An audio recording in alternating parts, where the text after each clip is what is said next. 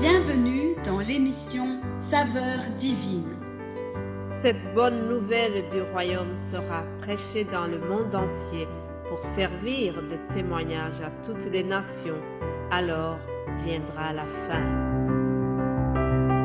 Ce pain céleste vous est présenté par Immaculée Niraneza.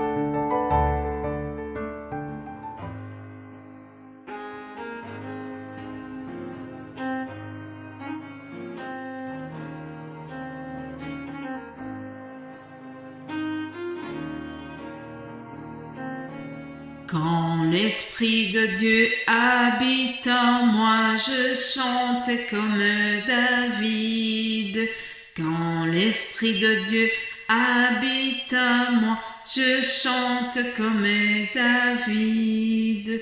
Quand l'Esprit de Dieu habite en moi, je loue comme David. Je loue, je loue, je loue comme David. Je chante, je chante, je chante comme David. Alléluia.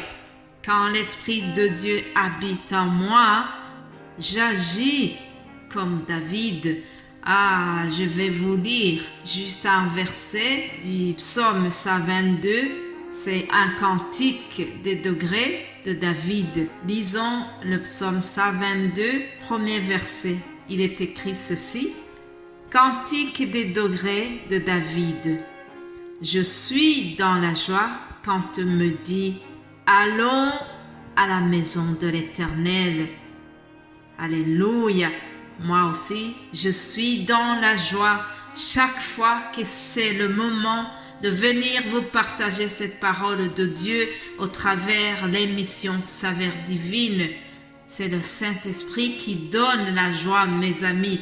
Dans Galates 5, 22, nous trouvons les fruits que donne l'Esprit Saint. Parmi ces fruits, il y a la joie aussi.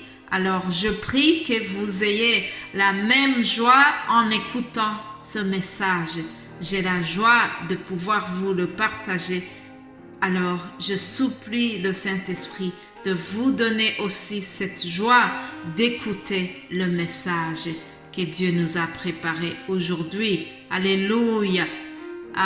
Quand l'Esprit de Dieu agit en moi, je fais des choses selon l'Esprit de Dieu. Le titre d'aujourd'hui, c'est « Quand l'Esprit de Dieu habite en moi ». Mes bien-aimés de Dieu, lorsque nous nous sommes convertis, nous avons reçu le Saint-Esprit de Dieu. C'est lui qui nous donne la soif de grandir. C'est lui qui nous donne la volonté de lire la Bible et de faire tout ce que Dieu nous demande. Le Saint-Esprit de Dieu, lorsqu'il habite en nous, nous ne pouvons pas rester comme nous étions au départ. Ça doit être visible, ça doit être remarquable que le Saint-Esprit nous habite. Pendant les 2 derniers jours, je vous ai parlé de Philippe, de comment l'Esprit de Dieu a utilisé Philippe, et aujourd'hui je vous parlerai de Jean-Baptiste. Nous allons voir comment Jean-Baptiste a vécu. Vous savez, le grand but du Saint-Esprit, c'est celui de faire la volonté et les œuvres de notre Père. Lorsque nous avons accompli les œuvres de notre Père, l'accomplissement de ce but, ça nous apporte la paix, ça nous apporte aussi la joie et le bonheur. Nous avons la joie de voir que nous avons fait ce que notre Père Céleste a voulu. Vous savez, même Jésus-Christ, il est Dieu. Mais lorsqu'il était sur terre, il ne faisait pas comme il voulait. Il ne faisait pas n'importe quoi. Tout ce qu'il faisait, Il devait suivre la volonté du Père céleste. Nous voyons cela dans l'Évangile selon Jean, chapitre 5, verset 30. Je vais vous lire ce passage. Il est marqué ceci: « Je ne puis rien faire de moi-même, d'après ce que j'entends. Je juge et mon jugement est juste, parce que je ne cherche pas ma volonté, mais la volonté de celui qui m'a envoyé. » Ça, c'est Jésus-Christ qui parle. Chers amis, en plus de Jésus-Christ, il y a un autre homme de la Bible qui m'enseigne beaucoup.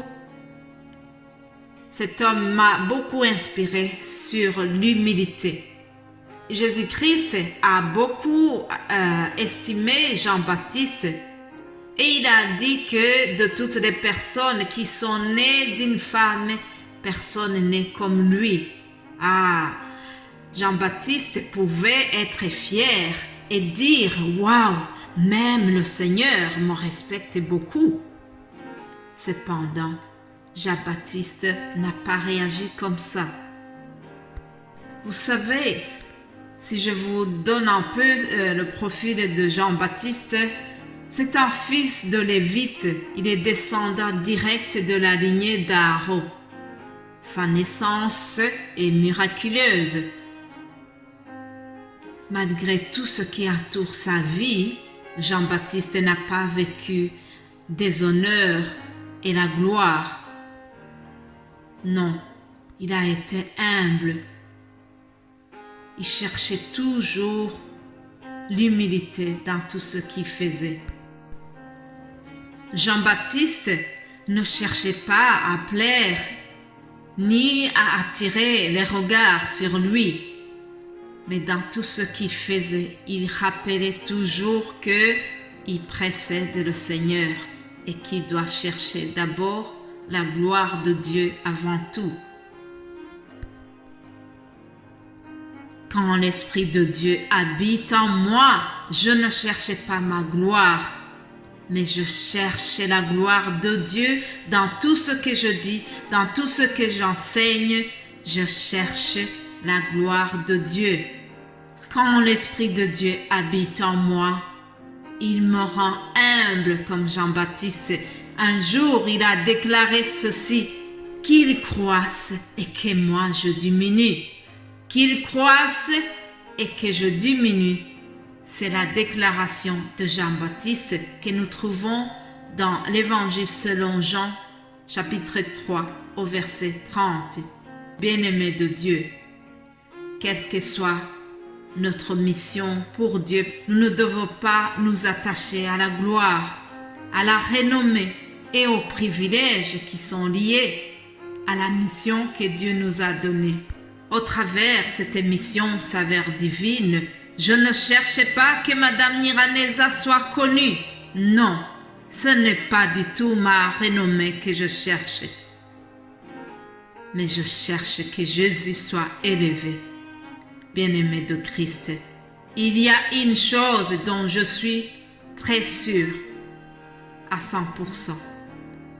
C'est que le Père Céleste, c'est lui qui élève. Et il élève qui il veut. Le Père Céleste élève la personne quand il le veut.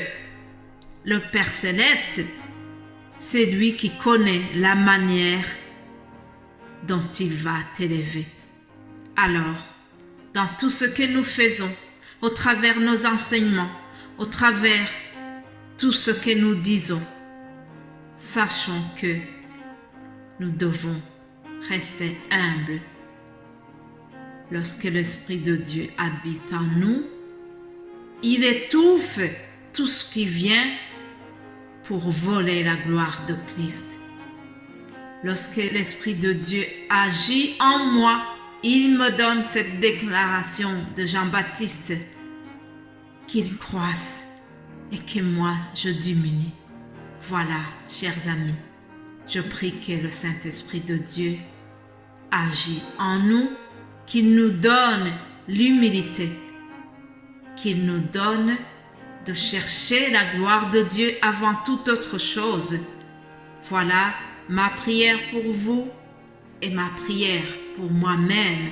Si vous m'aimez, priez pour moi, que cela reste un de mes principes de la vie.